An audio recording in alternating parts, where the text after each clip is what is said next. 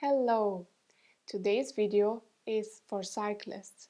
So this video is to be done after a ride. So when you come home and you've been a few hours on the saddle, it's a nice way to stretch it out, to stretch the muscles that you've used a lot, and to maybe work on these muscles that you haven't used that much, like the hamstrings. So the hamstrings, the back side of our thighs, are really kind of neglected in cycling. So we work a lot with our quads because we have to keep the pedals moving. And this means that the opposite muscles of the quads, the hamstrings, are not really working a lot. So I'm going to show you a few exercises that concentrate on the hamstrings. And also, when you cycle a lot, if you cycle for a long time, you often get some wrist pain from holding the handlebar for such a long time. So we are going to work on the wrists as well and on the neck. You have to stay in the same position for a few hours, and even if it's not that long, sometimes if you are very stiff in the neck, it can cause pain after your ride. So let's start with the first thing.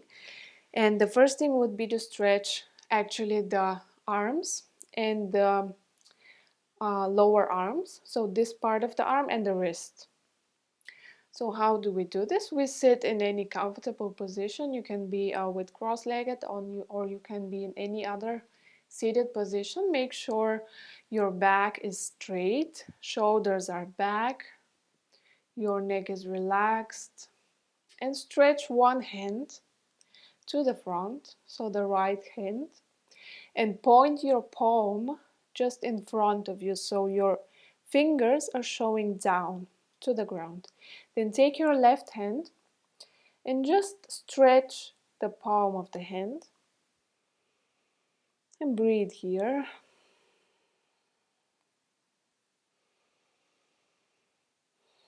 Stretch it further, so try to stretch those fingers. And then take even the thumb and try to stretch the thumb. So all of the fingers, they have their muscles in our forearm. So basically when we have problems with the wrist, everything is connected. So we want to stretch each of the fingers. So we begin with the thumb, and then with the second finger, the middle finger, the fourth one, and the tiny finger. And we stretch them very gently. And then the whole hand again. And we keep the shoulders down. So shoulders are not coming to our ears. We keep them down. And then release the right hand and stretch the left one. So now take again the fingers pointing to the mat and take the right hand and stretch firstly the whole wrist, the whole palm of the hand. Push it down gently. Make sure shoulders are calm and staying down.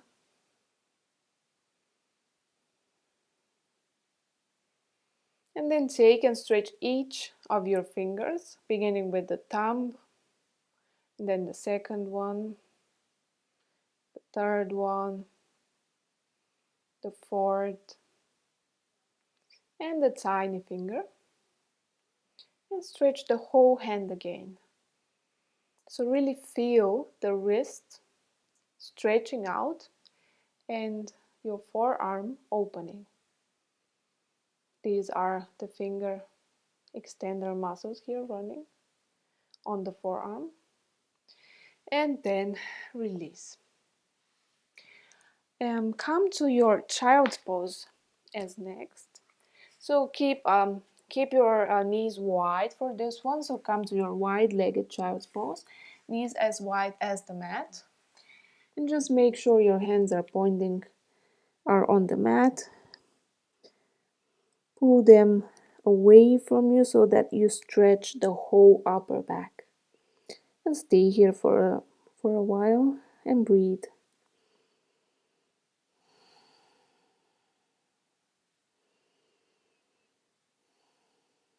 This is also a gentle hip opener, as well as a shoulder opener. And now to deepen the stretch, keep your elbows on the ground and take your palms together and just place them behind your head. Now you should feel it in the upper back on both sides.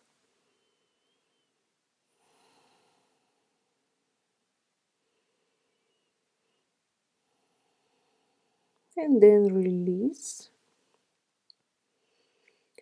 And from your child's pose, come on your forearms. So hands and knees on the floor, hands below your shoulders, knees below your hips. And from here, take the right hand up to the sky, open your chest, inhale, and exhale, come down for thread the needle. So your right shoulder comes to the mat, and you keep your left arm where it is. We stretch the right side of our shoulder. And try to keep the hips in one line, so don't come with the left hip in front of the right one, just keep them parallel. Inhale, right hand up, and then release. Get ready for the left side. Inhale, left hand up, open the chest, reach to the sky, and exhale, come down. Your left shoulder is on the mat this time, extending the left arm, right hand stays where it is.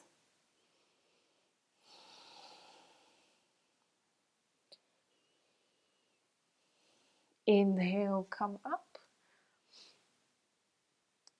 and exhale, release. And from here, come to lying on your belly. So just lie down and keep your arms in a cactus position. So bend your elbows and keep them on the mat for now. Your forehead is on the mat. And now we're just going to extend the chest forward. So inhale, lift up the upper back. This is a great strengthening exercise for the arms. Keep the cactus arms and your look should be towards the mat. So the spine is in one line, the head is not looking up, it's looking down. And release. Inhale, come up again. Exhale, release. And one more time. Inhale, come up. And move your hands a little bit to the sides, maybe to the front, to the back, like you are doing some half swim exercise. And then release. Place your palms just below your shoulders. And now we're going to come to a Cobra position. So inhale, lift your chest up. Legs are engaged and are staying on the ground. So lift as much as you can. You don't have to go the whole way to straight arms. Just lift as much as you can. You may be here. This is a back bend, so if you're not very flexible in the back, it's totally fine to stay here. And release. One more time. Inhale. Come to Cobra. Keep your elbows to the sides, shoulders back, shoulder blades on your back together, pushing down. And release. And from here, come to your downward facing dog. So just lift your butt to the sky. Make sure your back is in a straight line. And stay here for 3 breaths just to settle into your downward facing dog. You can walk the dog, bend your knees if you see that your back is rounding, or if you feel that the back is rounding. So shoulders are here internally rotated. So try to avoid keeping the elbows out to the sides.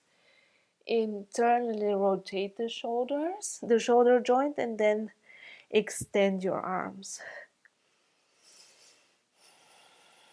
So this is very first exercise for our hamstrings. And then inhale, lift the right leg up to the sky. Open the hips, so bend your knee and open the hip to the right side. Let the knee fall, the foot fall to the left side. But the knee is pointing up. And then release. Left leg is coming up now. So on the inhale, left leg up to the sky. And then bend your knee. Let the foot fall to the right side. Knee is pointing up. Keep your shoulders in one line, so don't go with the right shoulder towards the mat. Keep them in a straight line. And then lift up again. Hips are parallel to the ground, and then release. And from here, if this was a bit easy for you, you can come to a dolphin pose, but that's not necessary. So if you cannot come to dolphin, then just stay in your downward facing dog for a little bit more. If not, dolphin pose, we put the elbows on the ground and we come to like a downward facing dog, but with elbows on the ground. And make sure your elbows are just below the shoulders, so don't come out to the sides with the elbows. Keep them pushing together. So forearms are parallel. And then lift up.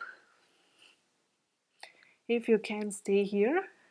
If not, come to the downward facing dog again, just with extended arms.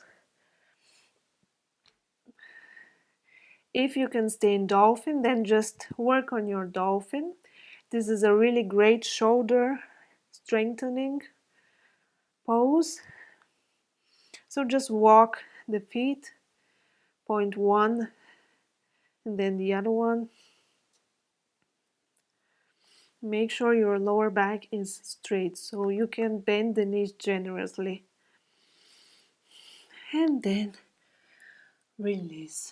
So this was a bit of work on our upper back and on our hamstrings. And to continue, you might need 2 blocks. If you don't have 2 blocks, don't worry, you can do without them, or you can use 2 very heavy books. So for the first version of low lunge, come to your four-legged position and then just come to a plank. So straight line from head to your toes. Then lift the right leg and place it in front of you, so just in between the hands. And we're going to come to side lunge, so make sure the hip joint is coming back to the socket and that your knee is not coming forward. This way my hip joint, the right hip joint, is coming forward as well. We want to keep both hip joints in one line like this, not like this. So hip joints are in a straight line, knee is above your ankle, and from here lift the right hand up for side lunge and just stay here and breathe. Opening of the hamstrings as well as the upper body. If you want, you can interlace your hand behind your back and just look up, or stay with the hand up and then release. And then we change the legs, so we put the right leg back and we take the left foot in front, in between the hands. Same thing here. So lift your left arm this time Make sure the left hip joint is back in the hip socket. And if you want, interlace the hand behind your back. You should really feel this also in your glutes, on your left glutes, if you're doing it properly. Then release the hand down to the mat. And then release the knee. So from here, we are going to come to the runner's. So this was kind of the runner's lunge. But now we are going to keep the knee down. And this time, if you want, you can use the blocks. So just place them next to your foot. And you can have them on this level or on the higher level, whatever you prefer. And then for the beginning, just practice and stay here. So really try to push your right hip, your right quads, the hip joint to the ground. So this is working on our psoas muscle, which is really very important to keep our good posture and to have open hamstrings. The psoas muscle is running here in this side. And just stay here. Make sure the knee is not coming forward, but it's just above your ankle. And from here, we are going to come to half splits. So stay as you are, the legs as they are. Just straighten the left leg. So, and move the blocks a little bit away. And flex the foot. So really feel this in the hamstring. If you have very tight hamstrings, as I do, you will feel this immediately on this level. If you want, you can go down with the blocks, or you can do it without blocks, but then make sure you can be on the fingertips, but make sure your back is not rounding like this. It should be straight.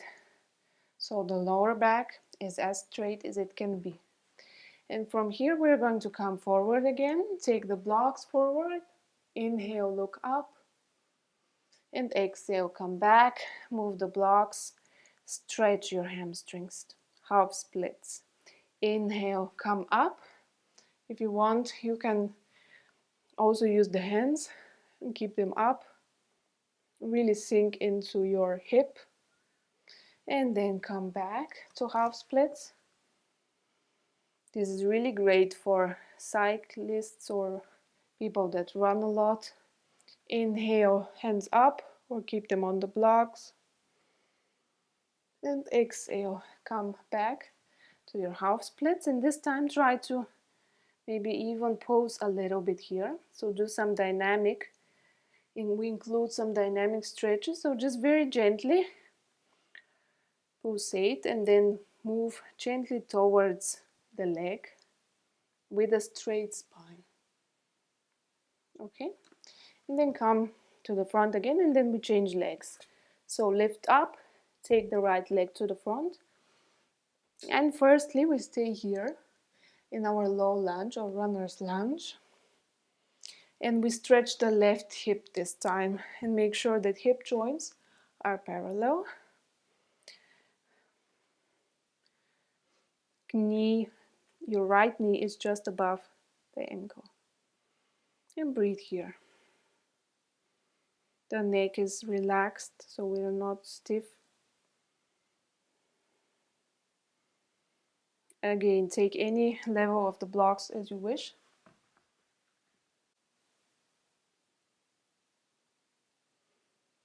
And then take the blocks to the back side and come to your half splits. Inhale, come to the front. If you want, lift your arms or stay on your blocks. And exhale, move the blocks to you, closer to you. Come to your half splits.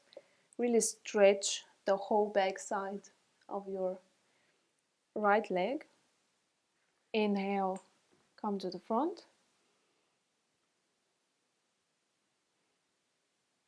And exhale, half splits. And then pose here. So move slowly towards your right leg.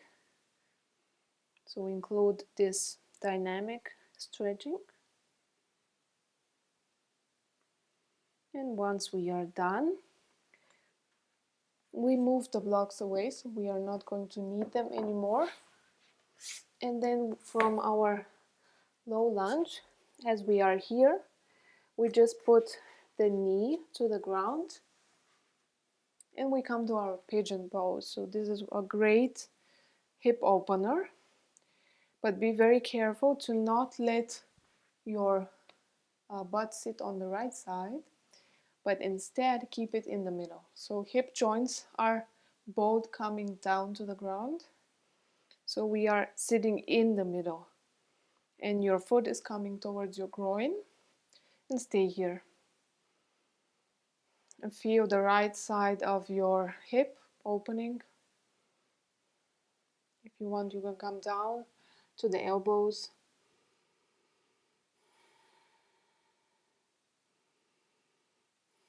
And then come up. Come to your plank pose and we change legs. So we put the left leg to the front, left knee to the front, and the left foot comes towards the groin. And again, we sit in the middle, so we are not coming to the left side. Keep it nice. And put, so this really stretches the psoas muscle again, but also the back side of your hip. So now the left hip is stretching. Either stay here, or if you want, come to your elbows.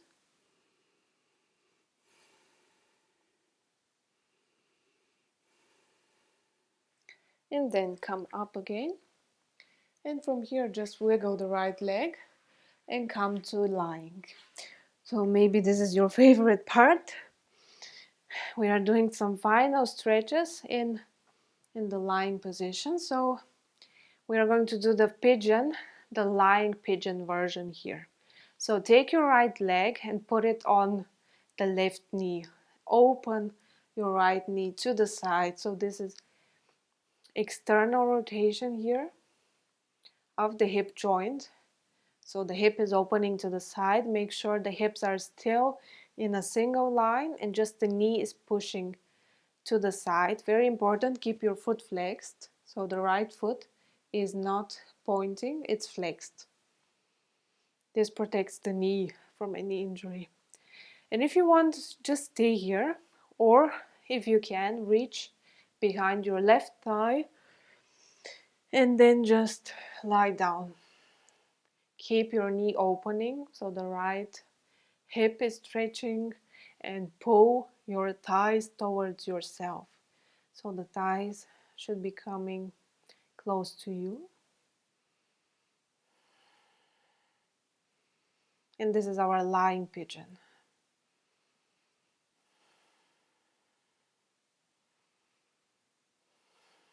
And then release. We change sides. So we take the left leg, left foot on the right knee, opening the left knee to the side. Keep the hips in a single line. And either just stay here with flexed left foot, opening the knee, or if you want, grab behind your right thigh and pull the hips towards your body.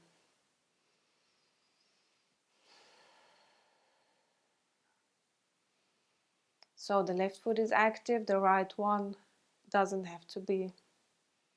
We're opening the left side of our hip, the outer side.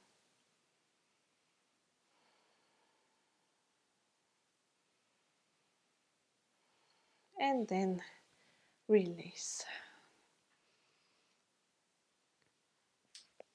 Come back to seated. So this was a 25-minute video to stretch yourself after you cycle. So please do it only after cycling. If you have any other recommendations, if you want to learn something different, if you are runner or do some any kind of different sport, then just let me know. I hope that all of the cyclists out there, like myself, would find this useful. And I hope that I helped you open a little bit those tight muscles that don't really work a lot in cycling, like the hamstrings, and our neck is really stiff. So I hope you enjoyed this video. And if you have tight hips like me, then don't worry, just go over and over again. These exercises, you can do them separately or you can do them like in this video. I hope you found this useful, and if you haven't subscribed to my channel, then please do. Thanks and see you soon.